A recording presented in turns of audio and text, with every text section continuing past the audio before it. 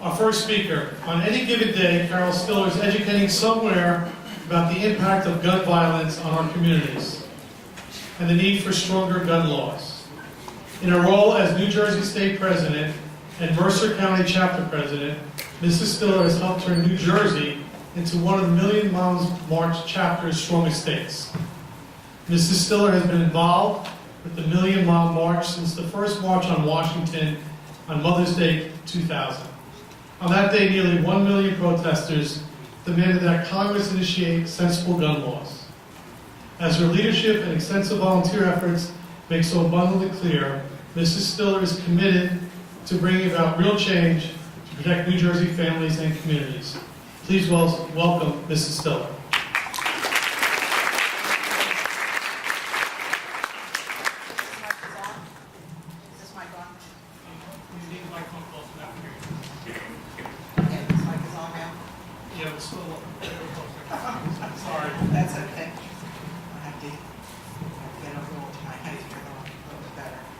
Well, hi, I am Carole Stiller, and as I was introduced, I've come up from our Mercer County chapter, which is down around the Trenton area, so it's taken me 2.5 hours to get there, so my apologies if we got started late because of me. But also my duties are leader of the New Jersey chapters of the Million Mom March. We have chapters in 6 counties now, in 6 areas representing 8 counties. Bergen Passaic is one of them, and what I do as the president of the New Jersey Million Mom March chapters of the Brady campaign to prevent gun violence, I run around to the rest of the state where we don't have chapters and try to fill in there and distribute information. And as was mentioned, the original Million Mom March took place on Mother's Day 2000, and 850,000 people showed up, men, women, and children showed up on the mall in Washington, D.C., and our message was to tell Congress that as far as gun violence, enough was enough. And we're still telling them the same thing. The reason that I bring up this little history of the Million Mom March is because it was started by one woman, actually a woman from New Jersey named Donna Dees Thomases, who saw what was happening, and there had just been a shooting in Granada Hills in California in the Jewish Community Center where they had a daycare, and she was watching television and saw all the young kids being pulled out as someone had gone in and sprayed an automatic rifle and just killed several of the kids and counselors there. She said that enough was enough, and she started it. So if there's one message I want you to remember before you leave here is that one person, you, can make a difference. It doesn't have to be an organization. Just one person can get the ball rolling. In 2002, we merged with the Brady campaign to prevent gun violence. So while they're working, and they're in Washington, D.C., so while they're working down on Capitol Hill every day, the Million Mom March chapters across the country are the grassroots organizations excuse me, for the Brady campaign. We work on both federal and state gun-related legislation, as well as promoting candidates who favor sensible gun laws. And we provide resources and group activities for gun violence victims if they survive and their families. And we also do outreach and education, which is what brought me here tonight. I have to start off by saying that we never use the term gun control. I feel that people don't really know what gun control means, or one person will have one idea, one person will have another. If you ask the majority of people, oh, do you believe in gun control? Their automatic response is no. But then if you ask them, do you feel that anyone who purchases a gun should have a background check to see if they are legally able to purchase one? Well, they say, of course. And most people, if you ask if they feel that anyone on the terrorist watch list should just be able to purchase a gun, they would say, well, certainly not. And maybe you think that not just anyone at any time should be able to purchase an assault weapon, such as an AK-47 or an AR-15 rifle. But that can legally be done right now in the United States. Well, these are considered gun control. So the next time someone asks you if you believe in those things, the next time someone asks you, do you believe in gun control, maybe the answer is yes. So we try to stay away from the word gun control because we find it offensive to some people, and we refer to ourselves as dealing with gun violence prevention measures or sensible gun laws. But the pro-gun advocates feel that so many of these things are infringements of their Second Amendment rights. Well, they are not. The ruling on the Second Amendment does not say that anyone can have a gun for any reason at any time. There can be sensible limits on them. I'm not going to spend time right now going over these, as I'm sure others will cover substantially as we go along, what some of these laws are. What I would like to concentrate on is how you as teenagers can get involved. I've developed a brochure entitled Empowering Teens Against Gun Violence, which I'll have copies here for anybody that wants one. And in here we talk about one campaign which you can all get involved in, and that's a Speak Up campaign. We also have little wallet-sized things that you can put in your wallets or in your backpacks just as a reminder. The number you get called. If you hear about the threat of a gun being brought to school, or basically any weapon, certainly go to one of your advisors at the school or somebody in the office and tell them right away that's your first choice.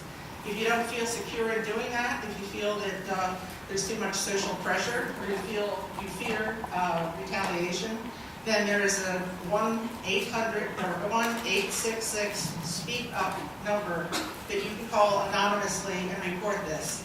They'll just ask you a short series of questions. They're all professional counselors on there.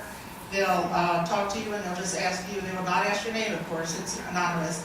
They'll ask you, what school you're in and what town you're in, and to explain what you saw or what you heard.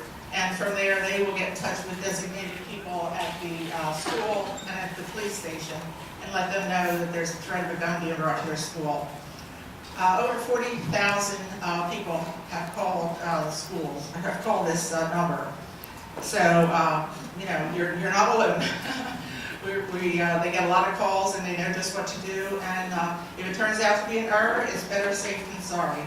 I think it's 81% of people that have shot up these schools recently have told someone what they were going to do before it happened.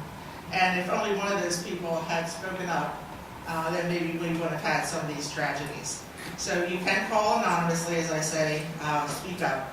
If they had done it, like I said before, Columbine, or Virginia Tech, or the Newtown tragedy, of course, and just days ago, a school in Nevada had a 12-year-old go in with a gun and shoot people in the school.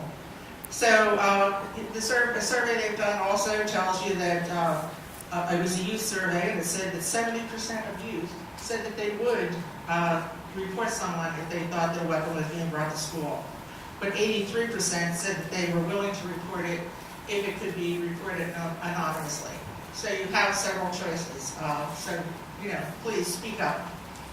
I brought some violence fact sheets that I'm not going to go over now. I'm going to leave them with your principal and things at the school here. That they will have information if you want to follow up on these. But one point I want to bring is that a youth risk behavior survey recently said that 10% of New Jersey high school students reported carrying a weapon on one or more days in the last 30 days.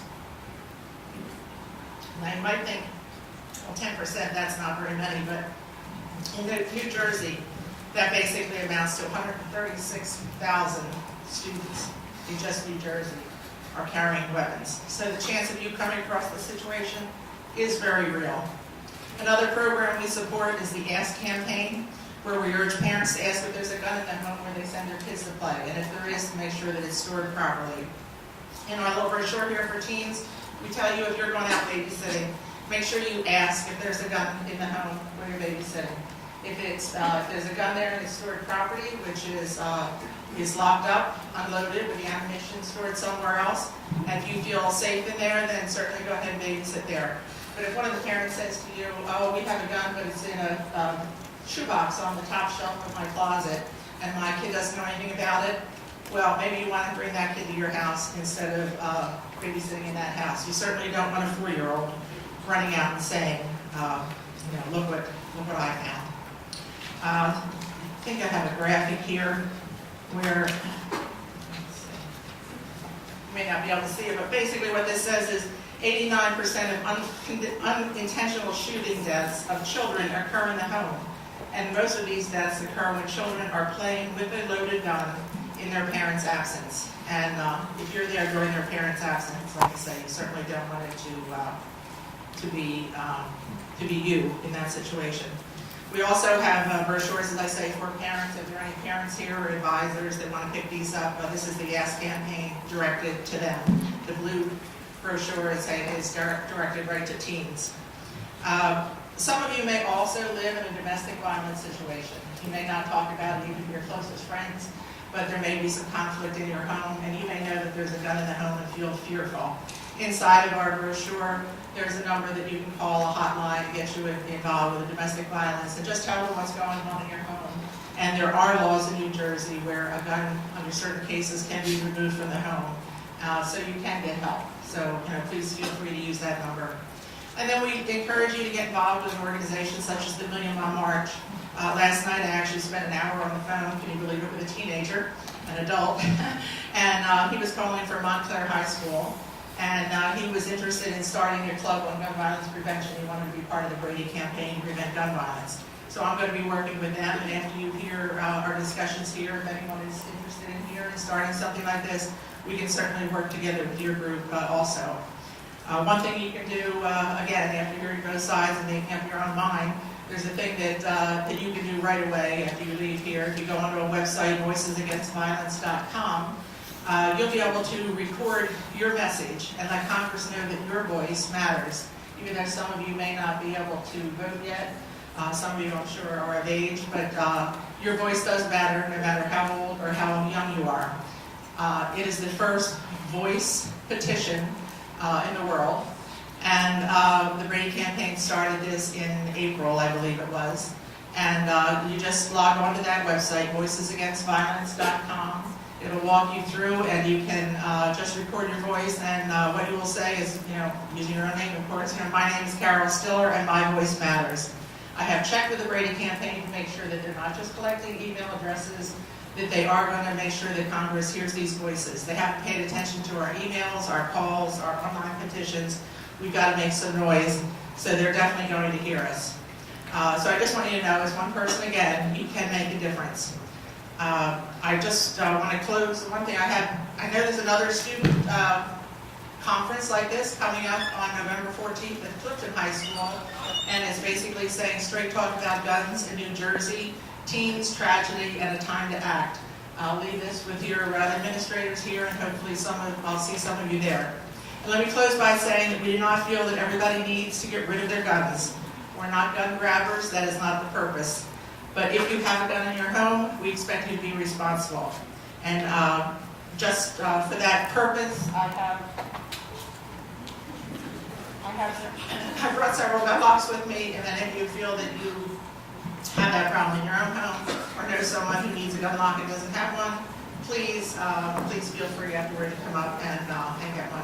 So I hope we have good discussions, and I hope the kids have a lot of questions. Thanks a lot for listening. Thank you, Ms. Stiller.